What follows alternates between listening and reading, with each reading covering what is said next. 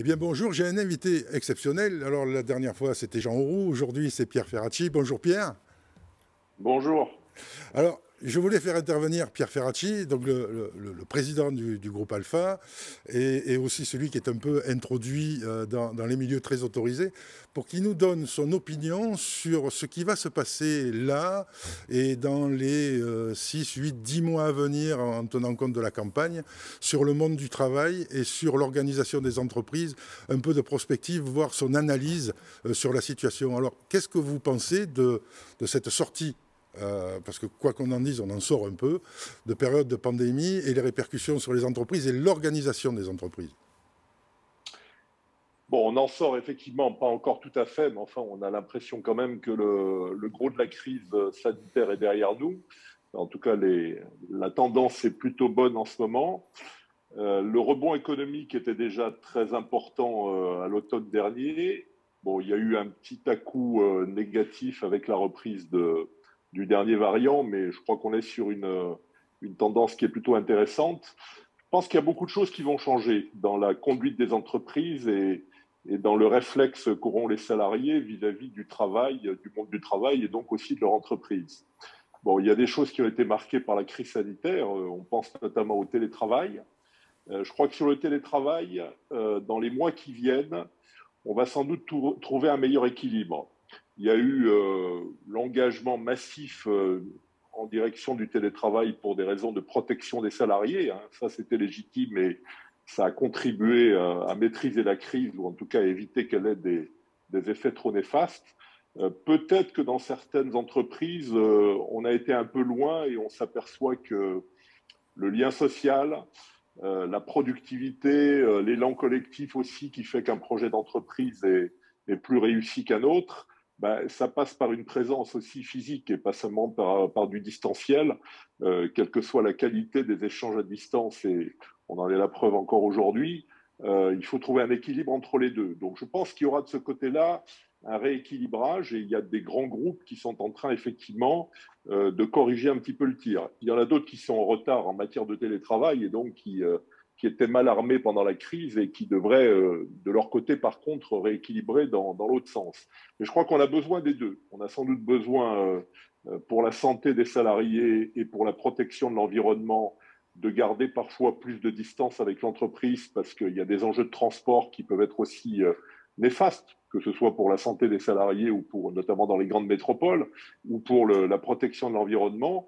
Mais on a besoin aussi de cet échange physique qui fait, de mon point de vue, aussi la créativité des salariés, le projet collectif plus solide. Donc de ce point de vue-là, il y aura, au-delà des accords qui ont été passés en pleine crise sanitaire, un rééquilibrage. Oui, Bon, puis il y a quelque chose qui... Oui, Oui, puis il va Jacques. falloir aussi que les entreprises arrivent à trouver un rythme parce que la réunion de collaborateurs pour faire le point sur des projets, c'est quand même indispensable. Le Oui. télétravail à 100%, c'est quand même pas génial. Et la CFE-CGC a fait une étude sur la défense montrant que si le télétravail était pris à outrance, il y aurait des répercussions phénoménales sur des métiers qu'on n'attendait pas, comme le gardiennage, le nettoyage, les ascensoristes, tous les petits commerces de proximité. Donc là, les entreprises, il va falloir qu'elles tiennent compte aussi de l'écosystème qui les entoure pour prendre les bonnes décisions. Je partage l'avis qui est émis par la CFE-CGC à la suite de l'enquête qu'elle a faite, parce que oui, il faut ce rééquilibrage, à la fois pour protéger des emplois que vous évoquez, mais aussi, encore une fois, pour cet équilibre dont les salariés et les entreprises ont besoin. Je veux dire, l'échange, vous savez, la créativité dans une entreprise, et pas seulement dans une entreprise de service, contrairement à ce qu'on pense, pas seulement dans l'audit et le conseil comme le pratique le groupe Alpha, c'est aussi de l'échange informel. C'est pas des réunions toujours bien organisées, c'est des échanges qu'on fait entre deux bureaux, dans les couloirs, à la cafétéria, où on parle à la fois des dossiers en cours sur le plan professionnel et puis du match de la veille ou du concert du lendemain. Moi, je crois beaucoup à ça.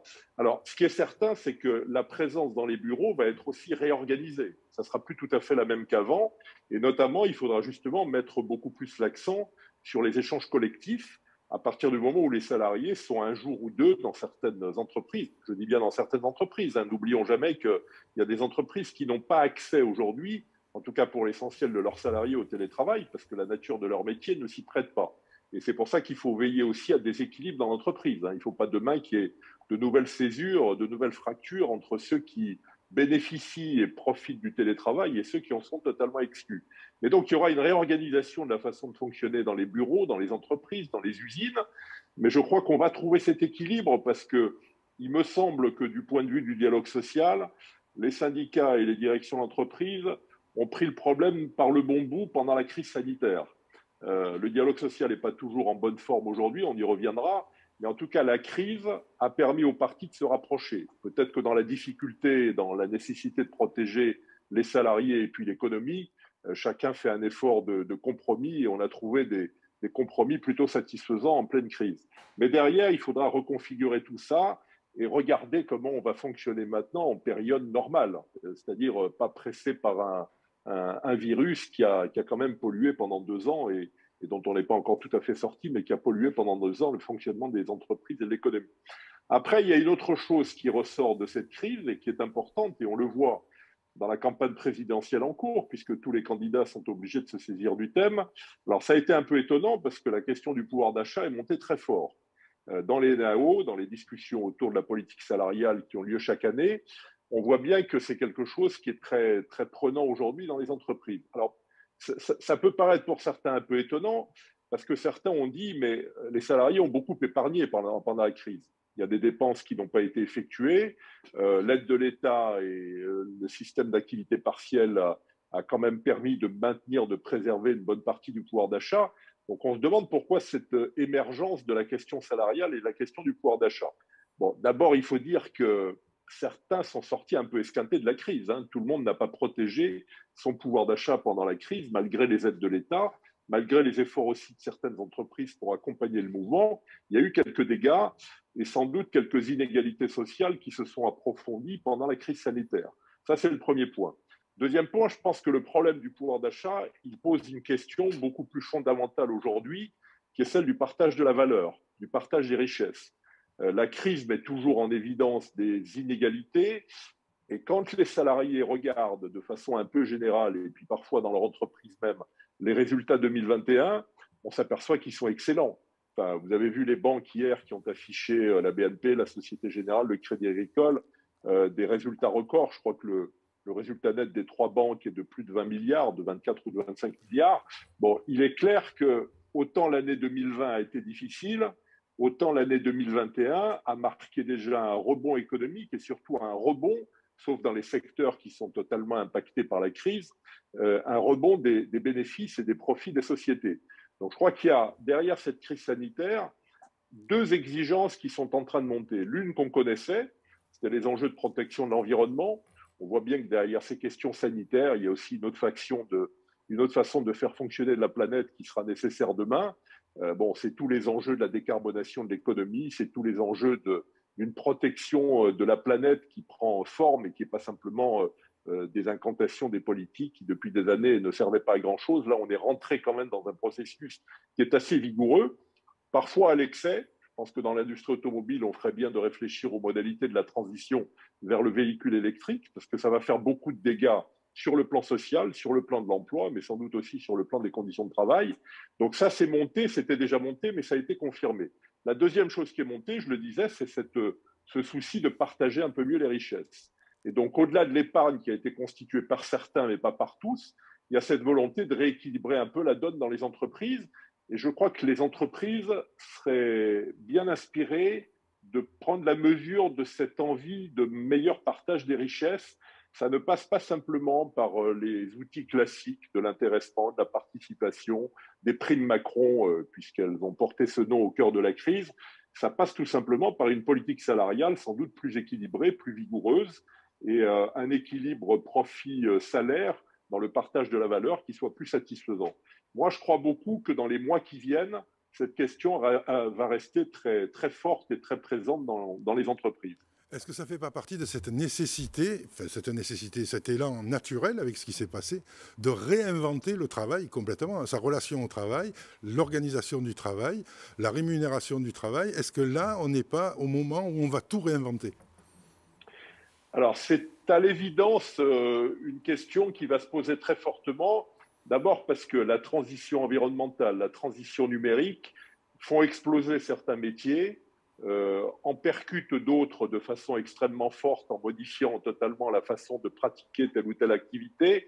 Donc il est évident que le contenu du travail, la qualité du travail, et pas simplement le volume du travail, la question de l'emploi par exemple, la qualité du travail va se poser assez fortement. Je crois que ça va aussi poser entre cette nécessité de revisiter le travail et notamment la qualité de ce travail, et entre la nécessité de partager mieux les richesses, ça va poser la question de la gouvernance des entreprises. Moi, je suis un peu désolé dans la campagne présidentielle, qui est pour l'instant accaparée à la fois par des thèmes vigoureux et normaux, le pouvoir d'achat, c'est normal que ça monte en première ligne, et puis il y a d'autres qui m'intéressent et qui m'intéressent moins, même si visiblement une partie de la société accroche, hein, les propositions de certains extrémistes qui voient dans l'immigration le problème essentiel de la France et de la société. Mais je crois que ce qui me désole un petit peu, c'est que la question de la gouvernance des entreprises, du modèle économique et social qui doit animer l'économie, ne soit pas plus présente. Je défends depuis longtemps quelque chose qui s'inspire plutôt du modèle de l'Europe du Nord, du modèle allemand, un partage du pouvoir dans l'entreprise qui laisse les entreprises dirigées par le management, mais qui fait que dans les conseils de surveillance, dans les conseils d'administration, la présence des salariés, la présence des syndicats est plus forte que chez nous. La loi Pacte a manifesté des avancées, mais de mon point de vue, totalement insuffisantes. Bon, je suis un peu désolé que ces questions ne viennent pas, parce qu'elles sont clés. Partager les richesses quand on est dans les organes de gouvernance de façon beaucoup plus significative, ça a sûrement plus de sens, plus d'importance et plus d'efficacité que quand on est seulement à l'action en tant que syndicat sur le terrain. Il faut le faire, et je crois que les syndicats ont raison de le faire, mais leur participation à la gouvernance des entreprises rendrait ces questions plus stratégiques pour les actionnaires, pour le management, et à partir de là, rendrait nécessaire un débat de fond là-dessus. Donc, pour revenir à votre question, oui, la question du travail est au cœur des réflexions des mois et des années en cours, mais la question de la gouvernance pour que cette question du travail soit correctement traitée et pas simplement par-dessus la jambe, elle va être aussi nécessaire. Je prends l'exemple de l'industrie automobile. Récemment, le patron de Stellantis, Carlos Tavares, a fait une interview qui a beaucoup étonné, pas tant que ça de mon point de vue, en disant, bon, les politiques nous imposent de basculer très vite dans l'électrique, dans la voiture électrique. Bon, soit. On voit bien qu'il n'est pas tout à fait d'accord pour la radicalité de cette transition, et je crois qu'il n'a pas tort de soulever certains problèmes. Il dit, le problème, c'est que on avait fait beaucoup d'efforts en gros pour dépolluer les moteurs thermiques, d'essence ou diesel, et cet effort, il est un peu ruiné aujourd'hui par l'obligation qu'on a de basculer beaucoup plus vite que ce qui était prévu dans l'électrique. Alors, il évoque l'empreinte écologique de ce basculement. Quand on fabrique beaucoup de ces batteries en Chine, dans un premier temps, il est clair que je ne suis pas sûr que l'empreinte écologique soit parfaite, mais il évoque surtout les enjeux sociaux que ça va poser. Alors lui, il les traite à sa façon. Il dit, si on veut que la voiture électrique demain soit accessible aux catégories les plus modestes de la population, il faut faire des efforts de productivité colossaux. Et il évoque des efforts de 10% de productivité par an. Ben, on voit bien ce que ça va donner, que ce soit en termes d'emploi ou peut-être même en termes de conditions de travail. Ça peut être dévastateur. Donc moi, je pense qu'un des enjeux essentiels des mois qui viennent, c'est de trouver la bonne articulation entre les enjeux écologiques, oui, on est tous d'accord pour protéger la planète, les enjeux économiques, il faut maintenir la compétitivité de l'économie pour financer ce basculement qui va être extrêmement coûteux vers les énergies alternatives, par exemple, vers la décarbonation de l'économie. Mais le troisième terme, c'est les enjeux sociaux. Et si on ne fait pas gaffe, moi je rappelle toujours que les gilets jaunes et les bonnets rouges sont descendus dans la rue pour l'écotaxe et pour la taxe carbone. Et les gilets jaunes et les bonnets rouges, ils ne sont pas moins intéressés que nous à la protection de la planète et à l'avenir de leurs enfants et des générations futures. Simplement, ils ont aussi posé des questions de pouvoir d'achat et d'emploi. Donc, si on ne trouve pas un bon équilibre entre ces enjeux écologiques, ces enjeux économiques et ces enjeux sociaux, je pense que l'opinion, je pense que les citoyens, je pense que les salariés vont se cabrer. Et on le voit d'ailleurs aujourd'hui dans la montée de certaines contestations qui, encore une fois, ne mettent pas en cause la nécessité de protéger la planète, mais disent il faut qu'on trouve un équilibre, il faut qu'on s'y retrouve. Il faut que dans les transitions sociales, dans les transitions professionnelles, on mette des moyens beaucoup, beaucoup plus importants.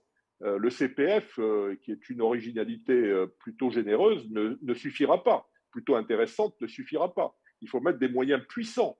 On ne va pas faire basculer les salariés, les actifs dans des nouveaux métiers comme ça, sans poser avec beaucoup plus de force les questions de formation et les questions d'éducation. Parce que tout ça commence d'abord dans nos collèges et dans nos lycées, et même parfois à l'école primaire, et pas seulement dans la formation professionnelle quand on est déjà rentré dans la vie active. Donc ça, pour moi, c'est un sujet essentiel des mois et des années à venir. Et je suis un peu inquiet parce qu'il y a cette forme de démagogie qui consiste à dire au nom de l'écologie, on peut faire tout ce qu'on veut. Ben non, on ne peut pas faire tout ce qu'on veut. Soit on met les moyens et d'importants moyens pour aller vite, soit de temps en temps, il faudra avoir le courage de ralentir parce qu'autrement, l'opinion ne suivra pas. Alors, je suis plutôt partisan qu'on investisse massivement pour que ces questions-là soient traitées et les problèmes des transitions professionnelles soient pris en charge massivement. Mais si on n'a pas les moyens de le faire ou si on n'a pas la volonté de le faire, vous verrez qu'il y aura des sujets.